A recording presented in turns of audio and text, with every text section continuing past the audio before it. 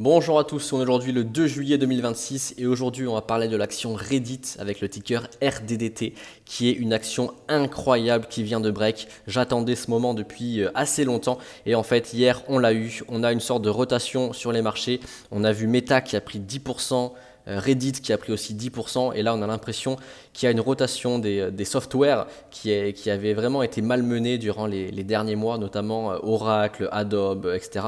Et là on a l'impression que grâce à Meta hier qui a pris 10%, Reddit aussi a pris 10%, et là on est en train d'exploser. On a fait notre break sur Reddit, on l'attendait depuis un bon moment, hein. On avait cette résistance ici au 178, on a essayé de la casser une fois, pas réussi, on a réessayé, on a pas vraiment eu de force. On a voulu break ici, pas de force, réessayer. Et là, au final, on y arrive hier, le 1er juillet, comme par hasard, c'est le troisième trimestre.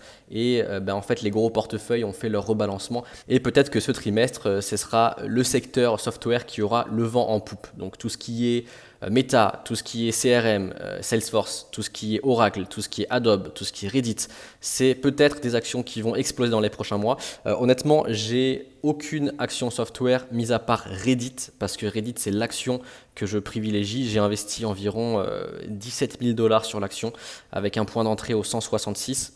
Un stop loss ici au 120, donc le dernier lot du 30 mars 2026. Et honnêtement, des targets pour moi qui sont très très loin, très lointaines.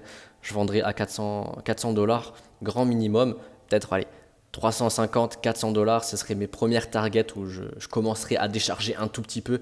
Mais clairement, ça, c'est des positions. Si on voit que, disons, on a des catalyseurs dans les prochaines semaines, prochains mois, c'est vraiment une action qui va exploser littéralement.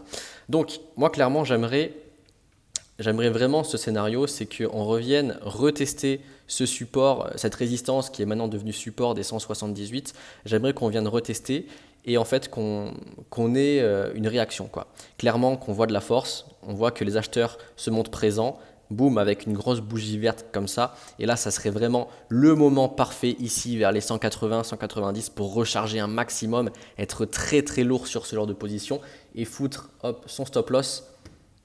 Par exemple, on rentre ici et on fout son stop loss vraiment très très tight. Comme ça, on ne prend pas de risque. Si par exemple, on réintègre le support, donc on réintègre la résistance, on revient sous le support, et bien là, en fait, ça ne sent pas bon. Mais clairement, si on monte, si on voit de la force, là, c'est vraiment un trade qui pourrait être incroyable. Donc, tac, je reviens à mon trade ici. Du coup, moi, c'est ce que j'attends. Bon, bien évidemment, ce genre de scénario, ça arrive très très peu parce que en général, quand on a le break, ça attend personne et après, dans les prochains jours, hop, on monte et en fait, le train, il est parti sans personne. Et c'est toujours comme ça que ça se fait parce que si vraiment on avait un truc propre avec le break, le retest, on voit une réaction, on rentre en position, et ben ça serait trop simple, quoi. Là, on rentrerait tous très lourd et là, hop, on attend ce gros pump. Mais bon, on verra comment ça va se passer dans les prochains jours. On a quand même un gap ici à aller combler vers les 200, entre 204 et 208 dollars. Donc très clairement, là, c'est les prochaines targets court terme. 204, 205 dollars. Je pense qu'on peut les atteindre aujourd'hui à la session de New York qui arrive dans quelques heures. Donc on va voir. Et très clairement, Reddit, moi, c'est une position que je vais garder. J'ai acheté au 166 et je compte au minimum faire un x2, un x3 et puis même en termes de fondamental. Alors moi je ne suis pas extrêmement fan du fondamental, mais vous pouvez voir que c'est une entreprise qui a 90% de marge. C'est juste incroyable. C'est sûrement l'un des derniers réseaux sociaux, excusez-moi, qui va être, disons, humain si je puis dire, parce que quand vous allez sur Instagram, sur Facebook, sur TikTok, il y a de plus en plus de contenu IA, tout ce qui est les tutti frutti, là, je sais pas trop quoi. Et en fait, maintenant, c'est que de l'IA et les gens vont rechercher des réseaux sociaux humains où ils pourront partager leurs expériences, leurs opinions, etc. Et en fait, j'ai l'impression que Instagram, Facebook, TikTok et tout, c'est très difficile maintenant avec l'IA de pouvoir, disons, partager entre humains.